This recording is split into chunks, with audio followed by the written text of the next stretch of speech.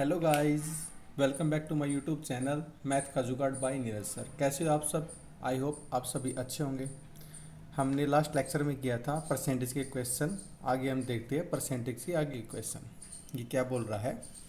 ये बोल रहा है एक आदमी ने एक संख्या में 3/5 के स्थान पर 7/4 से गुणा कर दिया, तब संख्या में परिवर्तन ज्ञात करें। यानी उसको करना तो था 3/5 से और उसने कर दिया गुणा 7/4 से। चलो देखते हैं इसको। 3/5 से करना था और उसने कर दिया 7/4 से। ऐसे क्वेश्चन हम क्या करते हैं, जो इसका डिनोमिनेटर होता है उसका मल्टीपल देखते हैं। यानी 5 × 4 20 होता है, इसको 20 से मल्टीप्लाई कर देंगे।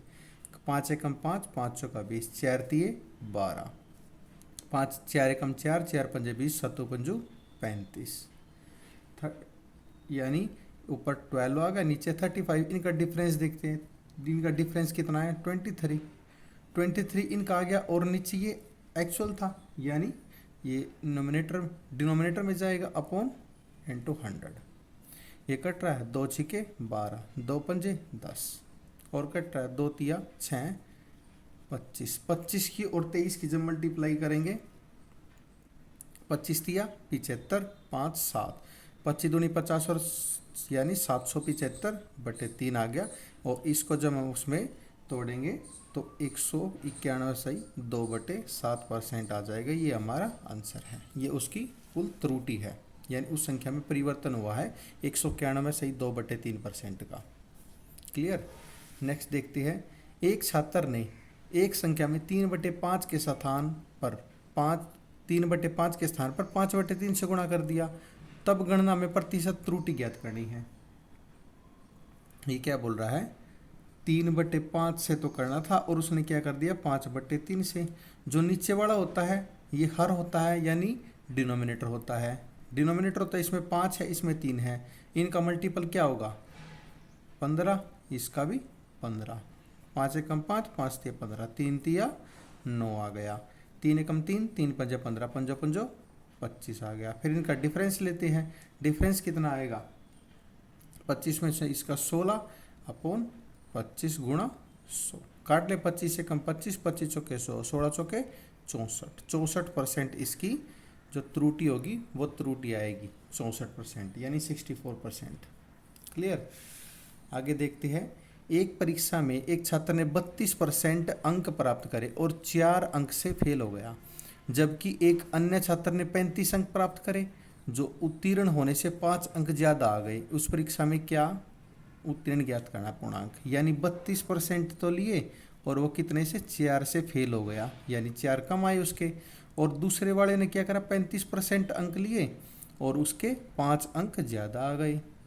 तो ये देखते हैं कितना डिफरेंस, 3% का और इसमें 9 का। 1 से 9/3 और 100 में कितना करेगा? 3 3 जा 9, यानी 300 अंक उसके टोटल थे। जो ये बोल रहा है परीक्षा का पूर्णांक कितना था? पूर्णांक कितना था? ये पूर्णांक था टोटल 300 मार्क्स का। ये इसने पूछा था, ये हमारा आंसर है। आगे देखते हैं। जोनी ने रसायन विज्ञान में अंक गणित के अंकों का 60% है और गणित के अंक भौतिक विज्ञान का 60% है। उसके रसायन विज्ञान के अंक ज्ञात करो यदि तीनों विषयों के अंक का योग 147 है। तो ये क्या बोल रहा है? देखो, ये रसायन विज्ञान है, ये रसायन है, एक गणित बोल रहा है और एक भौतिक है। रसायन को बोलते हैं केमिस्ट्री, गणित को मैथ एंड भौतिक बोलते हैं फिजिक्स को। ये बोल रहा है रसायन विज्ञान के अंक गणित के अंकों का 60% है, यानी 60% क्या होता है? 60/100, यानी 3/5। ये 5 है तो ये 3 है। आगे बोल रहा है भौतिक के गणित के अंक भौतिक के अंकों 60% है, यानी भौतिक के और यहाँ पे 3 है। 60% है तो 5 से 3 है। क्लियर? फिर देखो, इसको जो नंबर इधर होता है उसको इधर बढ़ा दो और जो नंबर यहाँ पे खाली है तो इसको आगे बढ़ा दो। अब इस 3 3 जा 9, 5 5 की 3 से गए 5 दिए 15, पंजो पंजो 25। क्लियर? यानी रसायन की वैल्यू आ गई 9 गणित की 15 और भौतिक की 25 आ गई।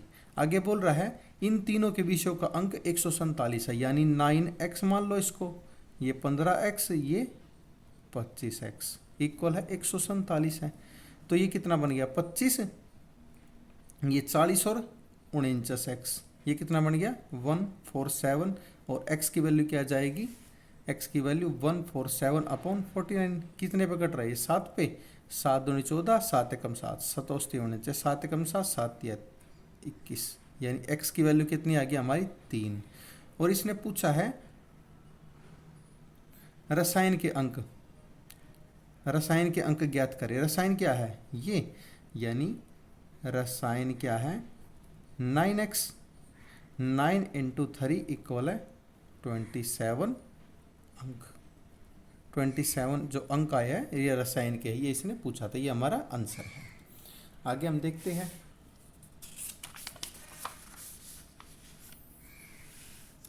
जॉनी ने भूगोल में 80%, इतिहास में 66% अंक प्राप्त किए। दोनों पेपर 100 अंक के थे, और 200 अंक वाले गणित के पेपर में वह कितने अंक प्राप्त करता है कि तीनों विलों के मिला के 80% हो जाए। यानी उसके कितने थे, भूगोल, भूगोल में उसने 100 में से कितने लिए 80 लिए।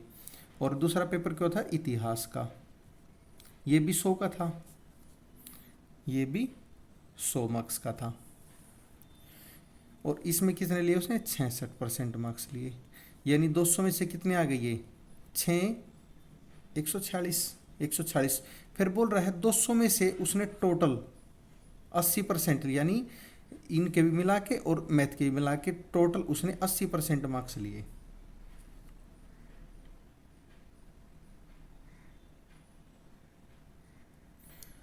यानी 100 इनके हो गए 200 और 200 मैथ के, 200 का 80% कितना होगा 8 दूनी 16, यानी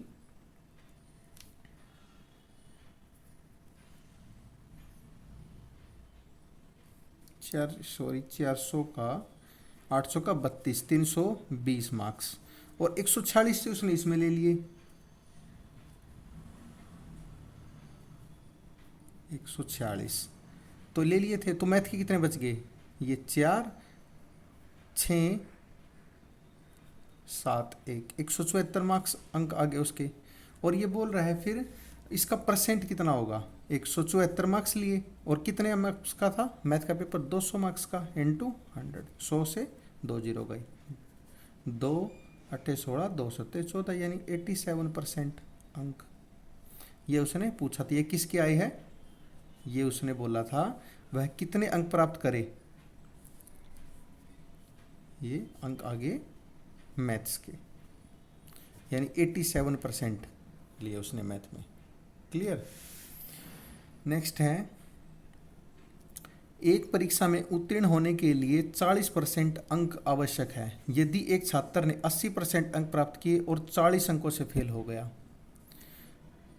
तब परीक्षा का पूर्णांक ज्ञात करना है। देखो 40% अंक लिए, 40% की आवश्यकता है। यदि वह छात्र 80 अंक लेता है फिर भी 40 से फेल हो गया, यानी कितनी कमी 40 की, 120 मार्क्स लेने थे उसको, एक पे कितना लेगा 120/40 गुणा 100, 4 3 300 अंक, ये इसका पूर्णांक है, यानी टोटल मार्क्स इतने थे।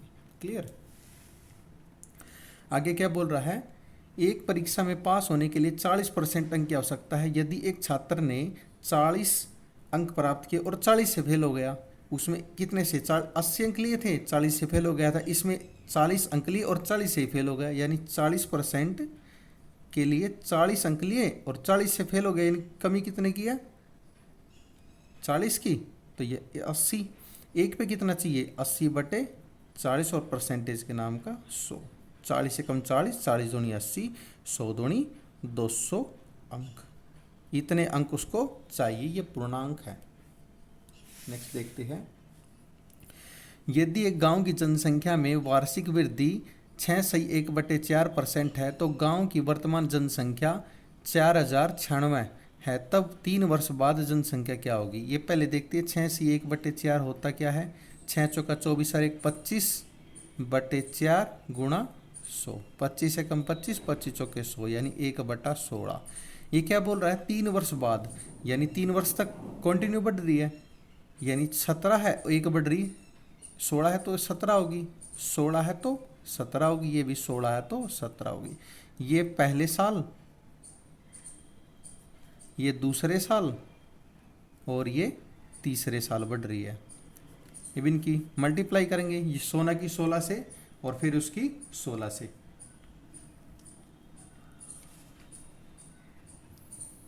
ये कितना आ जाएगा 4096। और 17 की 17 से करेंगे 289, 289 की जब 17 से करेंगे तो ये 4913। अब ये बोल रहा है वर्तमान में जनसंख्या कितनी है, 4096।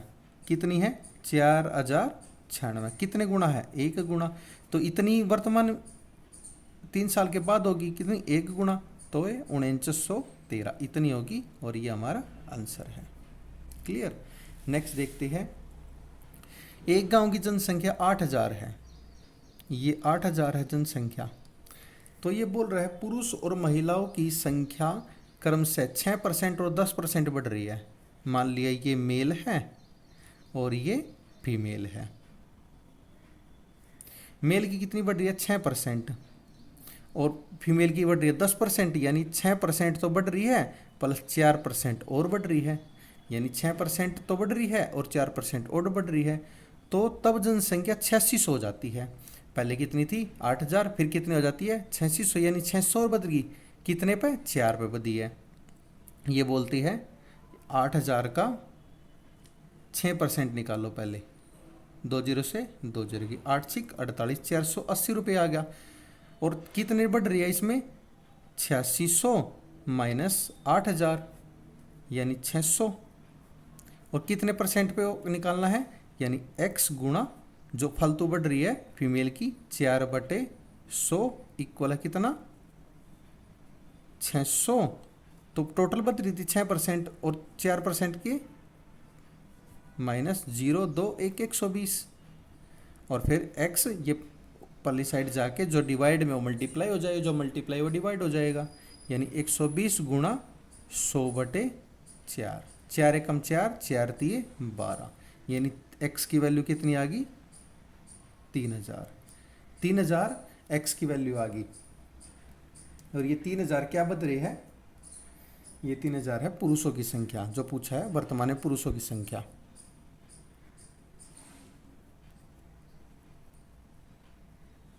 ये पुरुषों की संख्या है, ये हमने पूछा था, ये हमारा आंसर है। क्लियर। नेक्स्ट देखते हैं, एक गांव की जनसंख्या 20,000 है। पहले वर्ष 20% बढ़ जाती है, दूसरे वर्ष 10% घट जाती है तथा तीसरे वर्ष 30% बढ़ जाती है। 3 वर्ष के बाद जनसंख्या क्या होगी। पहले वर्ष कितनी बढ़ जाती है, 20%। 20% क्या होता है, 1/5, यानी 5 से 6 हो जाती है।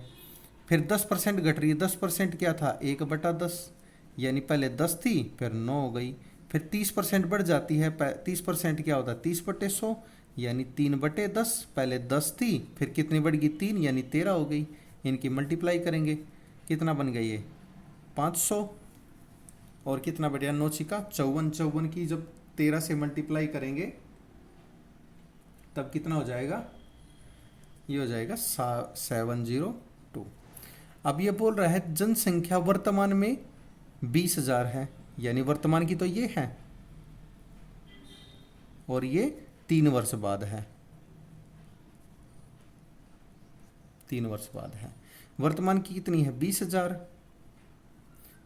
ये कितने गुना है, इधर देखो ऐसे करते हैं इसको, 20,000/500, 20 से 20 को 500 का 20, 40 गुना है।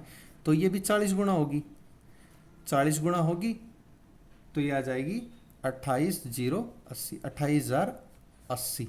ये हमारी 3 वर्ष बाद है जनसंख्या, ये हमने पूछा था, ये हमारा आंसर है, यानी 28,080 जनसंख्या है। गांव की जनसंख्या 3 वर्ष के बाद होगी। आगे है, वर्तमान में दिल्ली की जनसंख्या मान लिया 10,000 है। यदि पहले वर्ष जनसंख्या 10% बढ़ जाती है, 10% कितना होता है 1/10, और दूसरे वर्ष 5% कम हो जाती है, 5% क्या होता है 1/20, और दिल्ली में जनसंख्या ज्ञात करनी यदि तीसरे वर्ष जनसंख्या 20% दर है, वृद्धि दर यानी 20% क्या होता है 1/5। देखो पहले बढ़गी यानी 10 से 11 हो गई, फिर कम होगी यानी 20 से 19 हो गई, और फिर क्या बोल रहा है ये बढ़ गई यानी 5 से 1 बढ़ गई तो 6 होगी। देखते हैं इनका, 5 दूनी 10, 0 0 1000, 11 × 66, 66 × 19 1254। क्लियर। अब देखते हैं ये क्या बोल रहा है 3 वर्ष के बाद ये वर्तमान में कितनी है 10,000, 10,000 कितने गुना है 10 गुना, तो ये 3 वर्ष के बाद कितनी होगी 10 गुना, इसका भी 10 गुना यानी 12,540 होगी। ये हमारा आंसर है। क्लियर, 12,500 हमारा आंसर है। 10 ये भी 10 गुना होगी, जब ये 10 गुना है वर्तमान की तो 3 वर्ष बाद ही 10 गुना होगी यानी 12,540 हमारा आंसर है। नेक्स्ट है, एक गांव की जनसंख्या 9600 थी। एक वर्ष में पुरुषों की संख्या 8% तथा महिलाओं का 5% बढ़ जाती है तो गांव की जनसंख्या 10,272 हो जाती है। जनसंख्या के बढ़ने से पहले गांव में पुरुषों की संख्या कितनी थी। सेम ये पहले क्वेश्चन करा हमने, मान लिया 9600 ये टोटल थी जनसंख्या, पुरुषों का 8% और महिलाओं का 5%। ये फीमेल है ये मेल है, महिलाओं का 5% है महिला और मेल का 8% यानी 5% तो है प्लस 3% ज़्यादा है, और कितनी हो जाती है 10,272। पहले कितनी थी 9600, कितने बढ़ जाती है 2 7 6 यानी 672 बढ़ जाती है, यानी 9600 का 5% कितना होगा 2 0 से 2 0 5 का 30 3 9 5 45 3 48, कितने इसमें से माइनस कर देंगे 2 17 में से 8 गए 9 और इधर बच गया 5 में से 1। 192 कितने पे है ये 3% पे, यानी x का 3% इक्वल है 192। x इक्वल है 192 इंटू 100/3। कट रहा है ये 3 × 18 3 × 12 यानी x की वैल्यू 6400 आ गई। ये क्या है मैन है, ये मैन आदमी है, ये पुरुषों की संख्या 6400 आदमी है। क्लियर। आगे है, एक गांव की जनसंख्या 64,000 है। यदि जनसंख्या प्रतिवर्ष 10% वृद्धि होती है तो 3 वर्ष के बाद जनसंख्या ज्ञात करनी है। यानी 3 वर्ष तक बढ़ रही है 10% यानी 1/10, 10 से 11 हो रही, फिर दूसरे वर्ष भी 10 से 11 होगी, तीसरे वर्ष भी 10 से 11 होगी। ये पहले साल, ये दूसरे साल और ये तीसरे साल कंटिन्यू बढ़ रही है। इनकी मल्टीप्लाई 10 1000 आ जाएगा और इसका 1331 आ जाएगा। ये बोल रहा है वर्तमान में जनसंख्या कितनी है 64,000, कितने गुना है 64 है तो ये भी 64 गुना होगी, गुणा 64। इसकी जब हम 1131 की 64 से मल्टीप्लाई कर देंगे तो हमारा 85 184 ये हमारी जनसंख्या आ जाएगी, जो 3 वर्ष बाद होगी। कौन सी है ये 3 वर्ष बाद। ये हमारा आंसर है, ये इन्हें पूछा था। नेक्स्ट है, एक गांव की जनसंख्या 67,600 है। यदि प्रति वर्ष 4% वृद्धि होती है तब 2 वर्ष के बाद जनसंख्या क्या होगी। ये क्या बोल रहा है, गांव की जनसंख्या 67,600 है, 4% क्या होता है यानी 4/100, यानी ये कट जाएगा तो 1/25। पहले वर्ष 25 थी, वृद्धि हो रही है तो 25 से कितनी हो जाएगी 26, फिर ये 25 हो रही है, दूसरे वर्ष 26 हो जाएगी। इसका 625 और 26 का 676। ये बोला है कि वर्तमान जनसंख्या इतनी है, 2 वर्ष पहले की पूछा है इसने, यानी ये पूछा है वर्तमान में 67600 कितने गुना है ये 100 गुना, ये 100 गुना है तो पहले की भी 100 गुना करे हो जाएगी, यानी 62500। ये हमारा आंसर आ गया। यानी ये 2 वर्ष पहले की है, ये वर्तमान की है। वर्तमान की दो बोल रखी ने 67,600। इसने बोला है कि 2 वर्ष पहले की जनसंख्या ज्ञात कीजिए। जब ये 100 गुना है तो ये भी 100 गुना होगी। एक 625 की जब 100 से मल्टीप्लाई करेंगे तो 625,000 आ जाएगी, यानी 62,500। ये हमारा आंसर है। नेक्स्ट देखते हैं।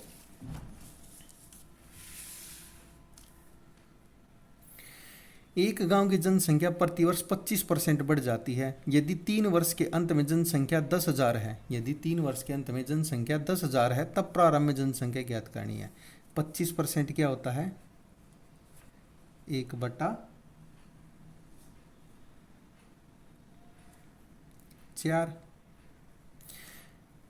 3 वर्ष बाद 4 से 5 हो रही है, पहले वर्ष फिर 4 से 5 हो रही है, फिर 4 से 5 हो रही है। 6 चौका 4 चौक 16 चौके 64, 5 5 25 पंजा 125। ये क्या बोल रहा है? 3 वर्ष के अंत में गांव की जनसंख्या 10,000 है, यानी 10,000 है बटे 125। कितने पर आ गया? 25 पंजा 125, 25 चौके 100, 5 अट्ठे 40, 80 गुना है तो इसको भी 80 गुना होगी। 8 चौका 32, 3 8 से 48, 3 51, यानी 5,120। ये जो जनसंख्या है ये 3 वर्ष पहले की है और ये वर्तमान की है। ये वर्तमान की है और ये पहले की है। नेक्स्ट देखते हैं। एक गांव की जनसंख्या प्रतिवर्ष 4% बढ़ जाती है। 4% बढ़ जाती है यदि गांव की वर्तमान जनसंख्या 17,576 है तब 3 वर्ष पहले गांव की जनसंख्या क्या थी? बढ़ जाती है। 4% क्या था? 1/25। 25 से 26 हो जाती है, ये 25 से ये 26 हो जाती है, 25 से 26 हो जाती है। इसकी मल्टीप्लाई करेंगे तो ये आएगा 15,625। 26 की 26 से और फिर उसकी 26 से मल्टीप्लाई करेंगे तो ये आएगा 17,576। ये बोल रहा है गांव की वर्तमान जनसंख्या 17,576 है, कितने गुना है? 1 गुना, तो पहले की भी 1 गुना हो जाएगी, 15,625। ये हमारा आंसर आ जाएगा। नेक्स्ट देखते हैं। एक गांव की जनसंख्या 1,80,000 है यदि गांव की जनसंख्या प्रतिवर्ष 10% वृद्धि होती है 2 वर्ष बाद जनसंख्या क्या होगी? 10% क्या होता है? 1/10। बढ़ रही है 10 से 11, फिर 10 से 11 हो रही है, 100 और 11 की 11 से करेंगे 121। 121 आएगा। वर्तमान जनसंख्या कितनी है? 1,80,000। कितने गुना है? 18,000 गुना है। इसकी भी 18,000 से मल्टीप्लाई कर देंगे तो ये आ जाएगा 21,78,00, यानी 2,17,800। ये वर्तमान की है। 2 वर्ष के बाद है, 2 वर्ष के बाद की है ये। क्लियर? नेक्स्ट देखते हैं। एक गांव की जनसंख्या 8,000 है, पहले 10% और दूसरे वर्ष में 20% बढ़ जाती है। 10% क्या होता है? 1/10, यानी 10 से 11 होगी। फिर दूसरे वर्ष 20% हो जाती है। 20% क्या होता है? 1/5, यानी 5 से 6 होगी। ये 10 पंजे 50, 11 छिका 66। जनसंख्या कितनी है? 8,000। कितने गुना है ये? देखते हैं। 5 जीरो से 0 गई, 5 एकम 5, 5 छिका 30 जीरो, यानी 160 गुना है। गुणा 160। 66 की जब 160 से मल्टीप्लाई करेंगे तो 10,560 आ जाएगी। ये हमें पूछा था कि 2 वर्ष के बाद जनसंख्या क्या होगी? 2 वर्ष के बाद 10,560 होगी। ये हमारा आंसर है। नेक्स्ट है। एक गांव की जनसंख्या 10,000 है, पहले वर्ष 10% बढ़ जाती है, 10 से 11 हो जाती है। दूसरे वर्ष 20% घट जाती है, 20% 1/5, यानी 5 से 4 होगी। फिर तीसरे वर्ष 30% बढ़ जाती है, 10 से 13 हो गई। तब 3 वर्ष बाद जनसंख्या क्या होगी? ये देखते हैं। 500 आ गया। 11 चौक 44, 44 की जब 13 से मल्टीप्लाई करेंगे 11 चौक 44, 13 से मल्टीप्लाई करेंगे तो ये 572 आ जाएगा। ये बोल रहा है वर्तमान में क्या है, 10,000 है। 10,000 है तो कितने गुणा है, 500, 5 20 गुणा है, तो ये भी 20 गुणा हो जाएगी। कितना आ जाएगा इसका, 1144 और 11,440, ये आ जाएगी 3 वर्ष के बाद, 3 वर्ष बाद जनसंख्या, ये हमें पूछा था। आई होप आप सभी को ये समझ में आया होगा। अगर समझ में आया है तो मैथ का जुगाड़ बाय नीरज सर, इस चैनल को सब्सक्राइब, लाइक एंड शेयर ज़रूर करना, और जो भी आपकी कमेंट प्रॉब्लम हो कमेंट बॉक्स में ज़रूर बताना।